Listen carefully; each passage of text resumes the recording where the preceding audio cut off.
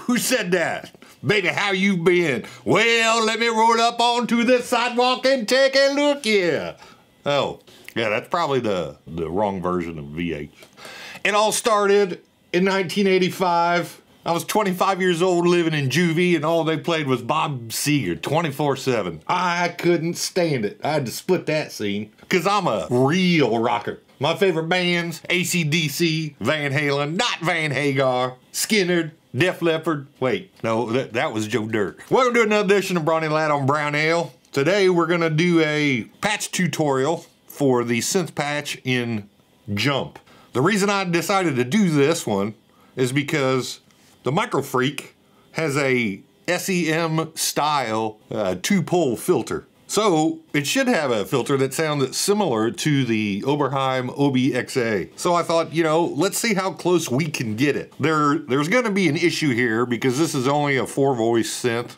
And I'm thinking Eddie Van Halen, he did it on the OB-Xa, and his version was probably an 8-voice synth.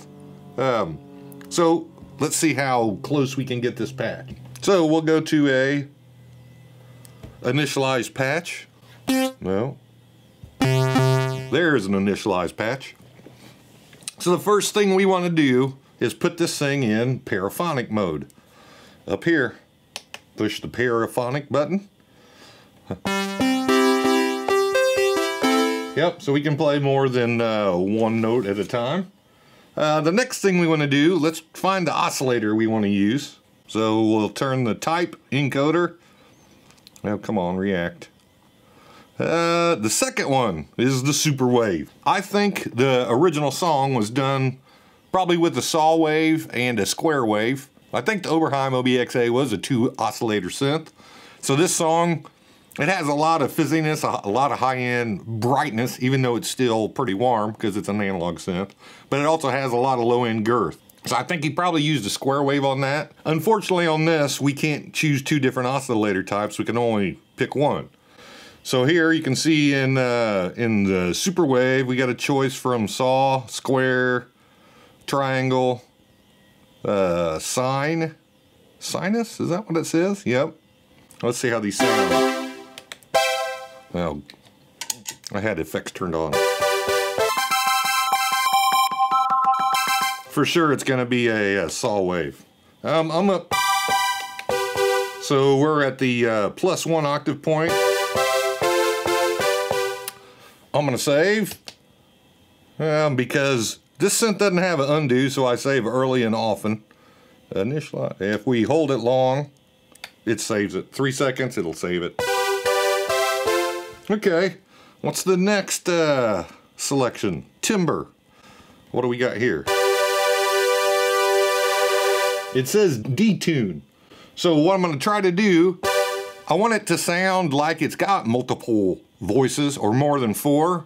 And if you, on old analog synths, the tuning's not super stable, so they go in and out of phase. So we're gonna adjust the detune just to make it sound a little fatter.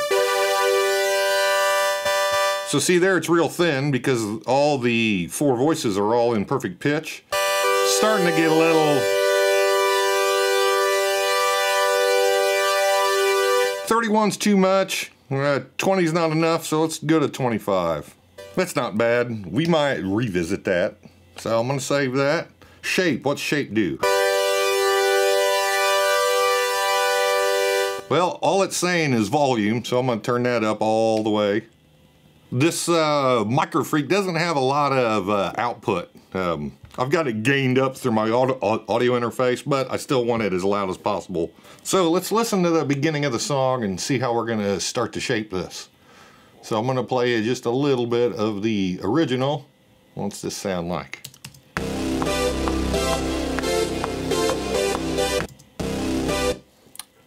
Yeah, let's start shaping the low end.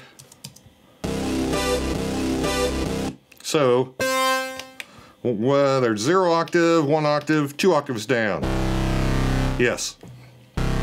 So, we're gonna go after the cutoff and the resonance next. There's a lot of bright energy in the bass.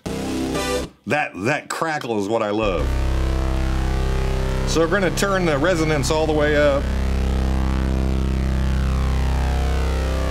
it's all the way up and I can't hear it getting crackly because the filter is too far open. So let's just try to tune.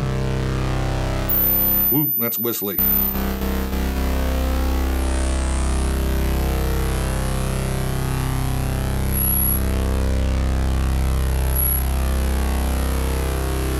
So I got the resonance turned all the way up to 91% and the cutoff's around 11,000 kilohertz.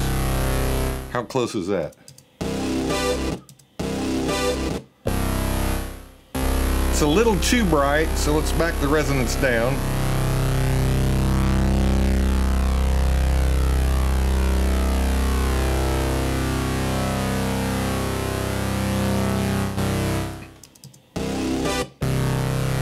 Yeah.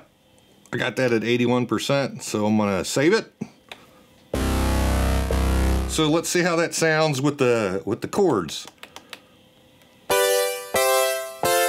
Is that too thin?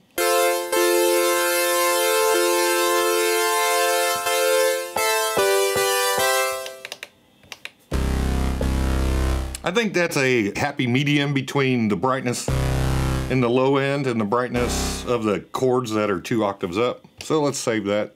So we're already pretty close to the sound of the song. So what can we do next? So when I listen to it, okay, to me it sounds like when the chords,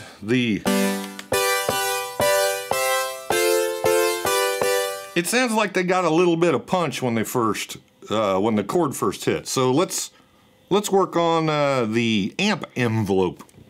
So I got the amp mod turned on. I'm gonna set all these to 0 and try to make the synth sound punchy. So we got a little click there. I'm gonna turn the sustain up. I'm turning the sustain up to the point where I can just hear the click of the start of the wave. So right now the attack's set at 0, the decay's set at 0. So that means it's gonna go 0 to 100% immediately and then start falling immediately, and it'll fall down to the sustain level. So I want that initial spike, but I wanna hear the spike fall down to a little less energy, which is setting by the sustain level.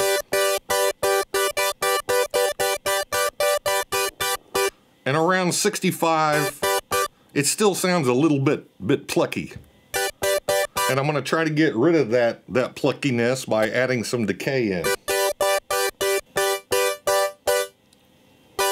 So that got rid of a little bit of the pluckiness. So I got about 700 milliseconds on the decay. Let's add a little bit more attack time so it's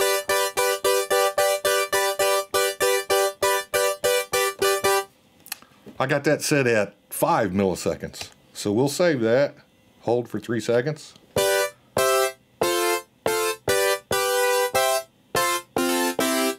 So there is a little bit of a punch right when the chords first hit. What else can we try to hear in the patch?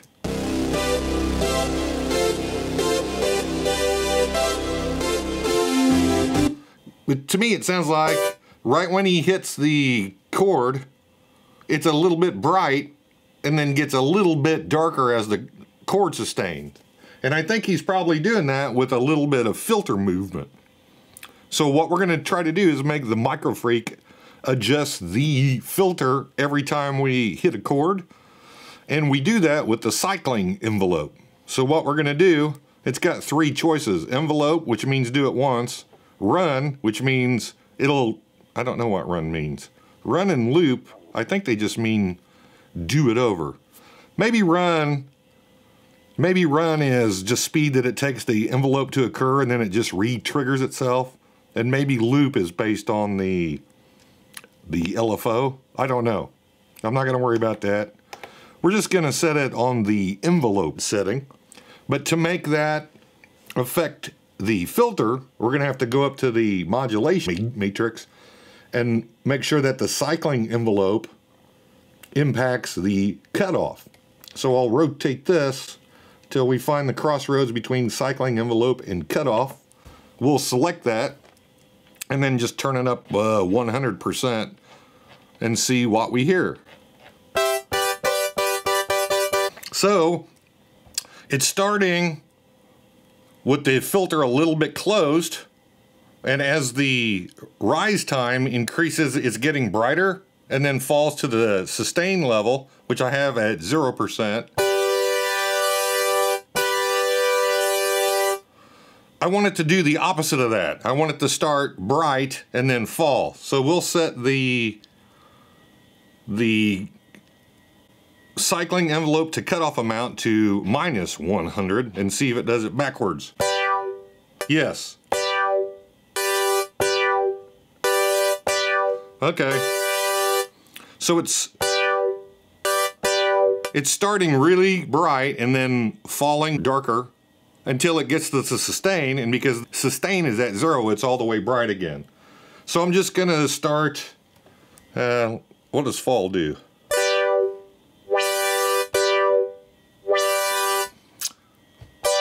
We're gonna turn the attack or the rise time all the way down and just adjust the fall time till we just hear that little whop.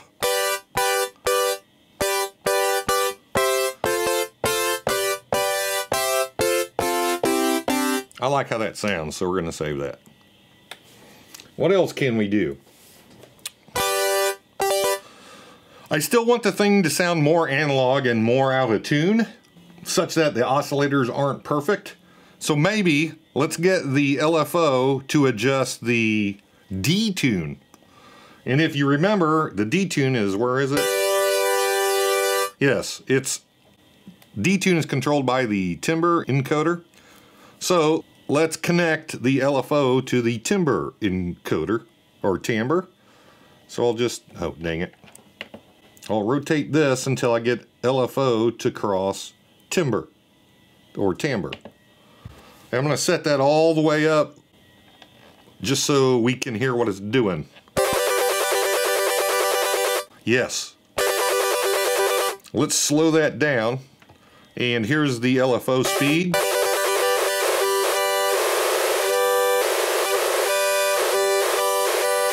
Okay, the LFO speed is currently set in sync, and it's synced to the divisions of the internal clock.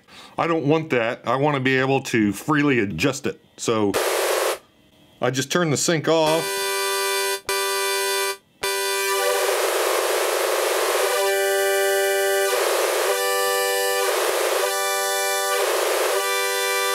So it's turning the timbre knob up and down, or the timbre knob, really slow. It's going really tight pitch and then worse out of pitch and then back to tight pitch. That's a little bit too obnoxious and annoying. So let's speed that up to where we can't hear that LFO shape going.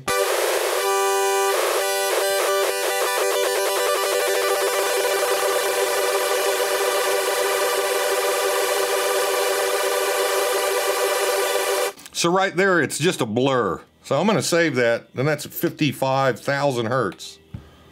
But that's obnoxious.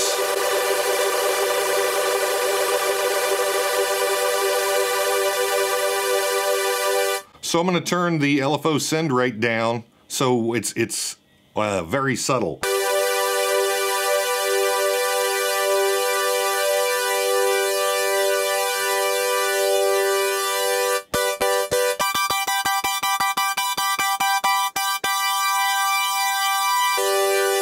About 10's good. We're gonna save that. So it sounds a little bit, it just sounds fatter.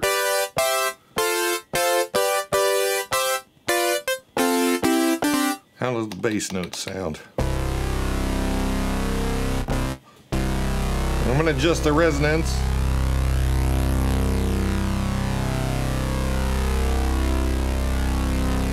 What's the chord sound like?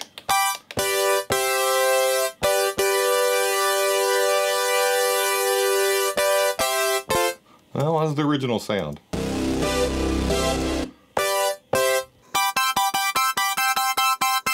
We're going to save that.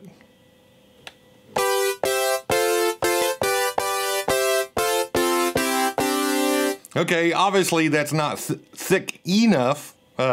So what I did was attached a stereo chorus to the output. That's before chorus. Here's with chorus on. That's a little bit thicker. Sounds like it's got more voices, but the other thing that's missing too is that sounds thin in the upper mid-range. So I attached a guitar EQ pedal, and I've got a boost around 500 hertz, a little bit at 2K, a little bit at 40. So off, on, and it's a lot more punchy.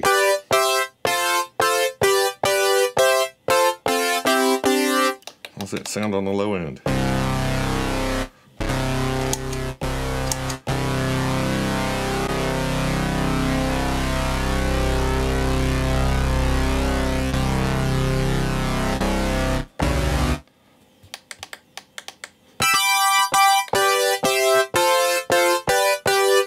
Okay.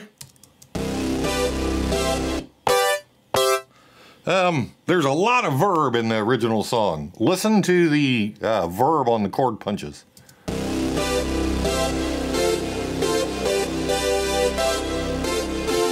So it sounds like to me the initial synth hit is in the right channel, and then we have a verb in the left channel that sounds like it's has a little pre-delay in it. So I have a reverb pedal over here, and I set the pre-delay at 41 milliseconds. It's a plate reverb with the pre-delay set at 41 milliseconds and the decay set at 1.4. So what's that sound like?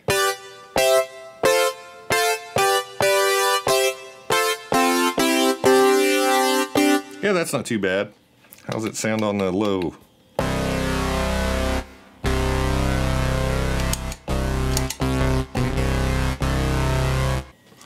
Okay, here's the problem with the Microfreak. Although it's paraphonic, it's not completely polyphonic. It's paraphonic and it only do 4 voices at once. And in the song Jump, he's playing 2 pitches with the left hand and 3 pitches in the right hand. Well, the Microfreak, that's a total of 5 pitches. The Microfreak can only play back 4 at a time. So let's see what happens when you try to play it with a MIDI keyboard, so I can cover all the octaves at once. Let's see what it does.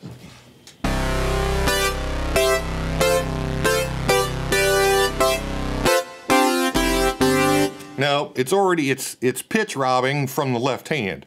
So instead of playing 2 in the left hand, 2 pitches, I'm gonna only play 1. Let's see if it can do that.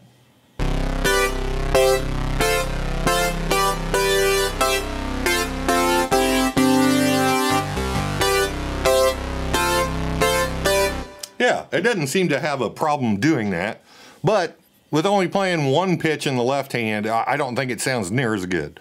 So here's an example of only 4 pitches playing at a time. So I played this version on using the King chord only as a MIDI keyboard that's driving the brain in the Microfreak.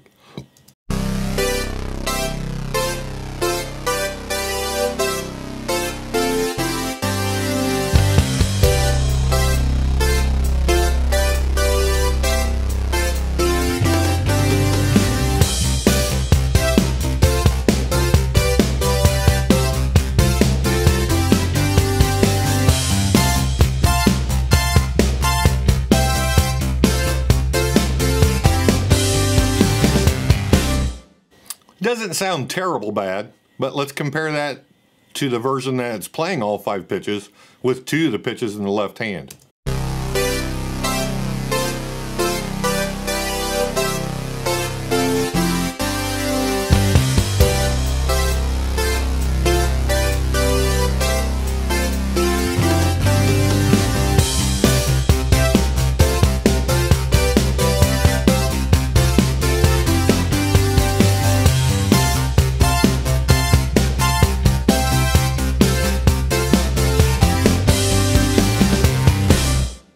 Yep.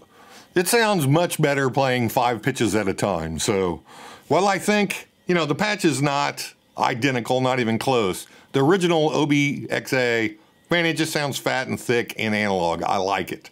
But if you recorded 2 tracks, you know, I did 2 tracks with, I did 1 track with just the left-hand part, and then I moved it up 2 octaves and just played the right-hand part.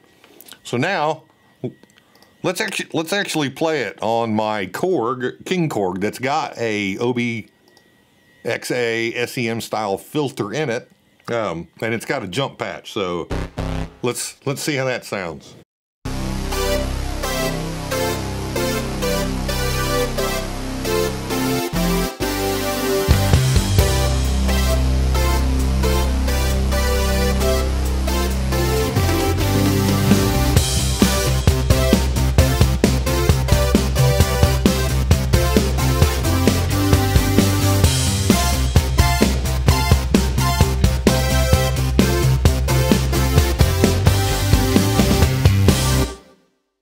The Korg does sound better, but only moderately better, and it's 4 times the cost of this synth. So nothing beats the original tone of the OB-X8.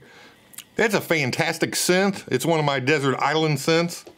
You know, it's runs anywhere between 6,000 and 12,000, 16,000. People want insane amount of money for it. You know, unless you're rich, and I'm obviously not rich. So Jump is a very simple song to play, but his sense of timing and rhythm in the song is just absolutely fantastic.